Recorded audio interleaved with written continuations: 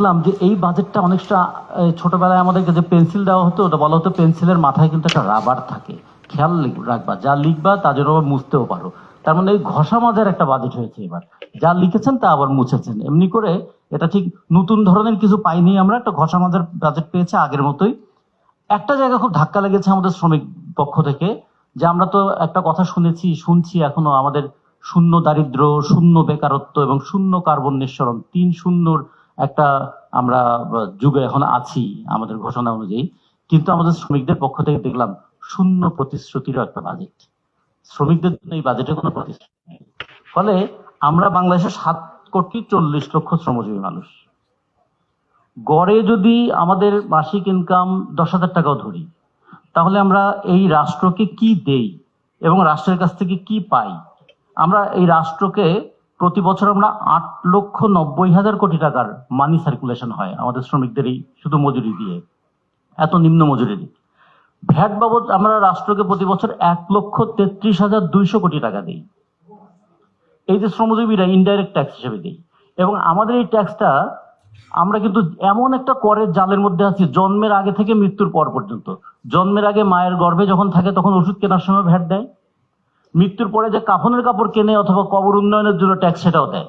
তার মানে আমরা কিন্তু এই করের জালের মধ্যে আছি, কিন্তু আমাদের জীবনে তার প্রভাবটা কি আছে? আমরা যদি এখানে খেয়াল করে দেখি যে আমরা তার মানসম্পন্ন মজুরি পাওয়ার কথাটা তো বারবার আন্দোলন করি আমরা, এটা নিয়ে রাস্তায় রক্তও দিতে হয় আমাদের মাঝে মাঝে। মজুরি নিয়ে না একটা ডিবেট আছে, মজুরির ক্ষেত্রে যে বৈষম্যটা আছে কিংবা আয় এবং ব্যয়ের মধ্যে যে পার্থক্যটা আছে, এটা দূর করার ক্ষেত্রে রাষ্ট্র কি কোনো ভূমিকা নিতে পারে? রাষ্ট্র কি আমাদের রেশনের জন্য কোনো বরাদ্দ করেছে?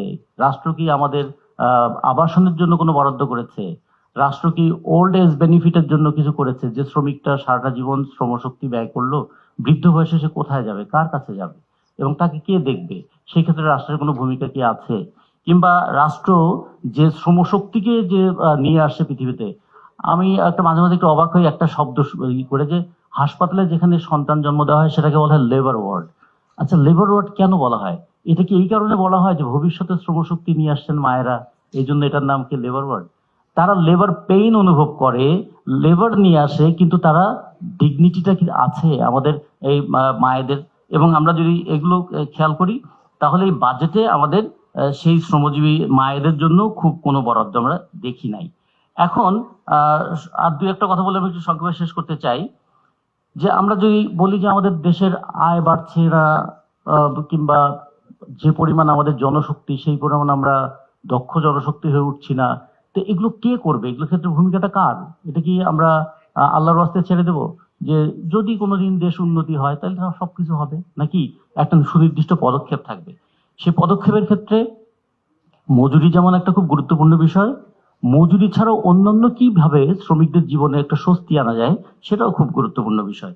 আমরা সে কারণে আমার মনে হয় 10টা বিষয় যদি একটু খেয়াল রাখা যেত, যে আমাদের মজুরি কাঠামোর জন্য একটা স্থায়ী মজুরি কমিশনের কথা শ্রম সংস্কার কমিশন বলা হয়েছিল, সেটা একটা যেমন উদ্যোগ নেওয়া দরকার। বাজারটাকে একটু নিয়ন্ত্রণ করা, আমাদের এখানে মূল্যস্ফীতির কথা যখন বলা হয়, 722টা পণ্য নিয়ে আমাদের এখানে বলা হয় যে জিনিসপত্রের দাম কেমন আছে। তা 722টা পণ্য তো আমাদের শ্রমিকরা ব্যবহার করে না। শ্রমিকদের জীবনে সব মিলে আমরা হিসাব করে দেখেছি 37টা পণ্য খুব গুরুত্বপূর্ণ, সেগুলোর দাম কত বাড়ে? মূল্যস্ফীতি যখন বলি 9% হচ্ছে কিংবা 10% হচ্ছে, কিন্তু শ্রমিক যে 37টা পণ্য ব্যবহার করে সেগুলোর দামের বৃদ্ধিটা কত, সেটা দেখলে শ্রমিকদের জীবনে মূল্যস্ফীতির আঘাত কিন্তু অনেক বেশি। সেটাকে আমরা কিভাবে একটু কমাতে পারি, সহনীয় করতে পারি? আমরা ভবিষ্যতের যে একটা দক্ষ শ্রমশক্তি লাগবে, সেই দক্ষতা উন্নয়নের কাজ শ্রমিকরা কেমন করে করবে? তার নিজের জীবনই তো ঠিক মতো চলে না, সে কাজটা তো ঠিক মতো নাই। আমাদের এখানে 85% শ্রমিক হচ্ছে অপ্রাতিষ্ঠানিক খাতের শ্রমিক। আমরা তাদেরকে ব্যঙ্গ করে বলি তারা হচ্ছে কানা মনা, মানে কাজ নাই তো মজুরি নাই। তাহলে এই যে মানে অপ্রাতিষ্ঠানিক খাতের শ্রমিক, সে তার নিজের দক্ষতা কিভাবে উন্নয়ন করবে যদি রাষ্ট্র সেখানে তাকে দক্ষতা উন্নয়নের সুযোগটা করে না দেয়? আমি শেষ করে দেব। আমাদের শিক্ষা সহায়তা, চিকিৎসা, নারীদের জন্য ডরমেটরি, মাতৃত্ব সুরক্ষা, বৃদ্ধকালীন সুরক্ষা, দুর্ঘটনাজনিত সুরক্ষা এবং বেকারত্ব নিরসন, এই যে কথাগুলো আমরা বলেছিলাম, একটা ছোট্ট হিসেব দিয়ে যদি বলি, বাংলাদেশের 17 কোটি মানুষ, 17 কোটি মানুষ, যদি 17 কোটি মানুষের যদি জুতা পরতেন, এক জোড়া জুতা তৈরিতে নাকি 2.25 বর্গফুট চামড়া লাগে। তাহলে আমি হিসাব করে দেখেছি আমাদের এখানে 42 কোটি বর্গফুট চামড়া লাগে। আমাদের উৎপাদন চামড়া হয় 25 কোটি বর্গফুট, তারপরেও আমরা সবার পায়ে জুতা কেনার মতন সামর্থ্য থাকে না। যদি শ্রমিকদের অর্থনৈতিক স্বাচ্ছন্দ্যটা থাকতো, তাহলেও যদি এক জোড়া করে জুতাও শ্রমিকরা বছরে ব্যবহার করতে পারতো, তাহলে আমাদের চামড়া শিল্প, এখন আমরা বলছি যে আমাদের নাকি জুতা শিল্পগুলো মরে যাচ্ছে, আমাদের মানে ধুকছে তারা, তাহলে আমাদের যদি ইন্টারনাল মার্কেটের কথাও ভাবি, শ্রমিকদের ন্যায্য মজুরিটা খুব গুরুত্বপূর্ণ, অথবা ন্যায্য মজুরি না পেলে সেই জায়গায় শ্রমিকদের আর্থিক সহায়তাটা খুব গুরুত্বপূর্ণ। এই বাজেটে আমরা সেটা দেখি নাই। এটা বলে আমি শেষ করতে চাই।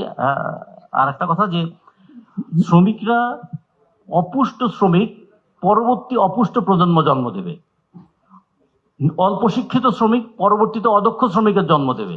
তাহলে আমরা কি স্বল্প আয়ের অদক্ষ শ্রমিকের এই বৃত্তের মধ্যেই আটকে থাকবো? সেখান থেকে বৃত্ত থেকে বের করবার জন্য এই বাজেটে আমরা খুব বেশি পদক্ষেপ দেখি নাই। আপনাদের সবাইকে ধন্যবাদ। জীবনের সাথে চলে hi fi all time healthy life. নিশ্চিন্তে খান, স্বাস্থ্যকর অল টাইম পান। All time healthy life.